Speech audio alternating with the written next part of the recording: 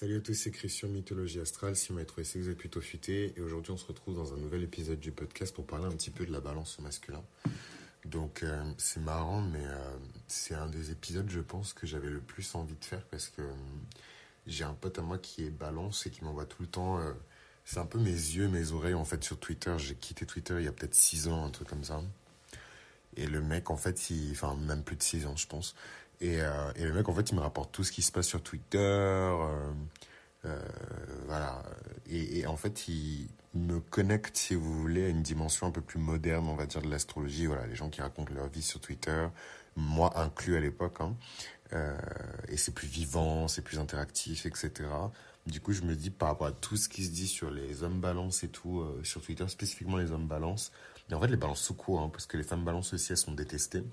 Ça me fait marrer, en fait, de faire un épisode sur la balance au masculin, quoi. Donc, je vais essayer de rester fair euh, et de pas en faire trop. Enfin, bref. La balance, c'est vraiment un signe qui incarne l'harmonie, l'équilibre, la recherche de la justice.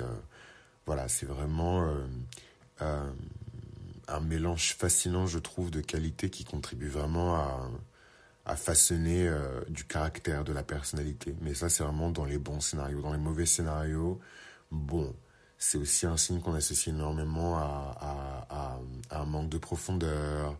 On leur reproche d'être un peu trop creux, trop lisse, trop en surface, trop d'accord avec tout, trop gentil, etc. Et en fait, si vous discutez avec des balances, moi j'ai la chance d'avoir grandi avec plein de balances. Ma mère est vierge balance, elle est vraiment née entre les deux. Euh, voilà, j'ai côtoyé plein de balances. Et puis, au-delà de ça, ma connaissance des archétypes, mes clients, enfin bref, je vais pas faire toute la liste. Mais voilà, c'est des personnes, enfin, on leur reproche beaucoup leur côté pacifique, en fait. C'est pas forcément une qualité qu'on leur reconnaît, alors que pourtant, c'est une vraie qualité, quoi. Un autre truc aussi qui échappe vachement, ou en tout cas qui passe sous le radar par rapport à la balance, c'est le fait que ce soit un signe masculin. Les gens ont tendance à penser que comme c'est un signe de Vénus, c'est automatiquement un signe qui est associé à la féminité, alors que justement dans la balance, on est dans l'expression vraiment masculine de Vénus, et que, euh, et que voilà, quoi, c'est un signe qui est associé à la diplomatie, donc les hommes qui sont nés sous ce signe ont souvent une capacité innée à trouver des compromis, à résoudre des conflits de manière assez pacifique, un peu comme les taureaux, sauf que les taureaux, la plupart du temps dans les conflits, peuvent se dire ah vas-y c'est au-dessus de moi, je vais même pas m'engager en fait. Le taureau, franchement, c'est un peu fort ce que je vais dire et j'étais censé me rattraper sur les taureaux parce qu'il y a des gens qui ont pris le somme. Mais du coup, je vais pas du tout me rattraper. Mais ouais, le taureau, c'est vraiment le pote qui, quand il y a une baston, qui va regarder ses deux potes ou un pote et un ennemi en train de se battre comme des chiffonniers, quoi. Et pas forcément réagir par rapport à ça, quoi. Parce que pour eux, ces formes-là de conflit très primaires et très primales, etc., c'est au-dessus d'eux, quoi. Pardon, c'est en dessous d'eux. Voilà. Donc la balance, par contre, elle va vraiment au contact. Elle va vraiment sur le terrain. Encore une fois, je donne cet exemple dans le bouquin que je suis en train de vous préparer, là, sur l'astrologie. C'est un essai où je compare, en fait, l'archétype de la balance à celui de Naruto, en fait. Hein. Donc, c'est pas du tout une énergie qui est faible et compagnie, c'est juste qu'elle est animée par d'autres convictions et par d'autres priorités en fait. Le charme aussi, c'est vraiment un trait caractéristique et puissant en fait chez les balances. Voilà, c'est des personnes qui sont très charmantes, qui maîtrisent en fait les arcanes du charme, de la séduction, et ça fluidifie en fait leurs échanges, ça facilite leurs démarches, leurs ambitions. Et c'est vrai que c'est des personnes qui mettent les gens à l'aise. Euh, et c'est des personnes aussi qui, c'est hyper intéressant, mais en fait, autant les balances n'ont pas forcément le pouvoir de se rendre populaires elles-mêmes, mais les balances vont rendre quelqu'un populaire. Voilà, donc regardez un peu les signes de vos journalistes préférés et vous verrez qu'il y a beaucoup de balances dedans, quoi. C'est vraiment des personnes qui vont rendre d'autres personnes populaires et acceptées par un plus grand groupe. Évidemment, le sens de la justice est hyper important dans le caractère de la balance, surtout chez les hommes balance. C'est des défenseurs passionnés, ils sont vraiment touchés, émus par les injustices dans le monde, etc. Une autre qualité qu'on peut leur reconnaître, c'est vraiment leur élégance, indépendamment d'ailleurs de la classe sociale, de l'apparence, du type de mec, etc. C'est vraiment des hommes qui ont le sens de l'esthétique, de l'élégance, avec peu.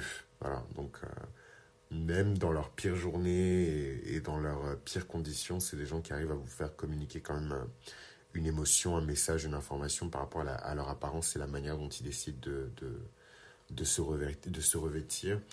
Euh, Moi, je trouve que c'est pas forcément un signe qui est très empathique. C'est vraiment le signe de la tactique et de la stratégie. Donc, pensez l'art de la guerre, pensez Machiavelli, pensez voilà, toutes ces choses-là comment dirais-je, dont on sait que ça existe, mais dont on n'est pas forcément toujours fan.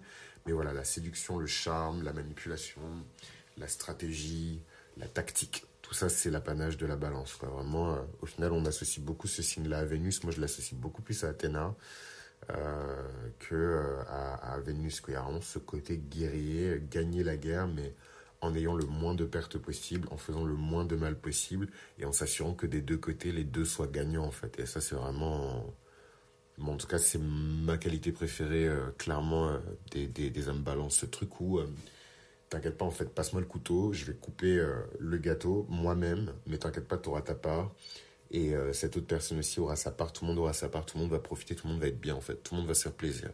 Et ça, c'est vraiment, même en termes de business et tout, c'est vraiment une qualité qui vous ouvrira beaucoup, beaucoup de portes dans le monde, beaucoup plus que de faire du forcing et d'essayer d'imposer sa volonté. C'est vraiment là où je trouve les signes de feu, particulièrement masculins, échouent. Et évidemment, la meilleure combinaison des deux, c'est euh, l'énergie de la balance au masculin avec un soupçon de signe de feu pour donner un peu plus de confiance en soi et peut-être un peu plus de selfishness, un peu plus d'égoïsme en fait. Voilà. Euh, Évidemment, il y a plein de faiblesses qui sont liées à, à la balance au masculin, hein, l'indécision, la tendance à l'évitement du conflit, la dépendance par rapport à l'approbation. Donc vous voyez, c'est toujours l'extrême inverse des qualités. Beaucoup de vierges masculins dépendent de l'approbation des autres, alors qu'en fait, ils oublient complètement qu'ils ont le pouvoir de donner leur propre approbation et que leur approbation vaut cher. La superficialité, là où en fait, c'est des gens qui réfléchissent beaucoup, qui ont beaucoup de profondeur, mais qui, par peur de froisser, par peur de qu'en dira-t-on et qu'est-ce que les gens vont dire, et machin, et mon image, et mon visage, voilà, tous ces trucs-là qui vont faire que ces personnes-là vont beaucoup trop se concentrer sur l'harmonie extérieure et pas assez sur l'intérieur et des conflits qui sont un peu plus importants, quoi. Et ça crée énormément, pour être moi-même Mars en balance et pouvoir témoigner sur ça, ça crée énormément de frustration. Voilà, et aussi l'indécision sentimentale. Donc là, on touche à un sujet touchy. J'ai pas envie de trop développer dessus parce que c'est pas non plus le sujet le plus intéressant. Mais c'est vrai que moi, je connais beaucoup de balances qui se mettent pas, en relation avec certaines personnes. Et c'est pas forcément que des relations romantiques, ça peut être de l'amitié aussi, pour ne pas froisser la personne. Voilà. On n'a pas envie de dire non, on n'a pas envie de froisser la personne, on n'a pas envie d'être perçu comme une mauvaise personne. Et du coup, on dit oui. Et on se retrouve dans une configuration où on n'est pas forcément heureux et épanoui, mais on va le faire quand même parce que la balance, et en fait, c'est tous les signes vénusiens de manière générale, et j'inclus le poisson dedans, va prendre sur lui, euh, va avaler en fait cette défaite, cette frustration, va la garder en lui plutôt que de la partager avec les autres ou de faire que d'autres personnes ressentent ça, quoi. Et ça, c'est vraiment dangereux comme comportement. On peut se retrouver vraiment dans des situations difficiles. Bon, en tout cas, en conclusion, voilà, c'est vraiment des individus qui sont charmants, qui sont diplomates, qui sont dotés d'un sens aigu de la justice et de l'équilibre. Mais voilà, la question de l'indécision et parfois la paralysie que ces personnes-là peuvent ressentir avant de prendre une décision, ça peut clairement leur porter défaut, quoi. Donc voilà un petit peu pour les balances au masculin. Je cherche toujours un comptable. Donc si vous connaissez un comptable ou que vous êtes vous-même comptable et que vous voulez rentrer dans ma vibe, vous aimez ce que je fais, vous voulez me suivre et tout dans mon aventure et où je vais, n'hésitez pas à envoyer un mail ou recommander quelqu'un. Voilà, ce serait vraiment très très très très très apprécié. Et encore une fois, je vais m'installer bientôt à Lisbonne, donc n'hésitez pas à faire coucou les personnes qui sont déjà là-bas ou qui connaissent quelqu'un qui a déjà été là-bas. Tous les contacts sont les bienvenus. Voilà, je vous embrasse et je vous dis à très vite sur Mythologie Astral.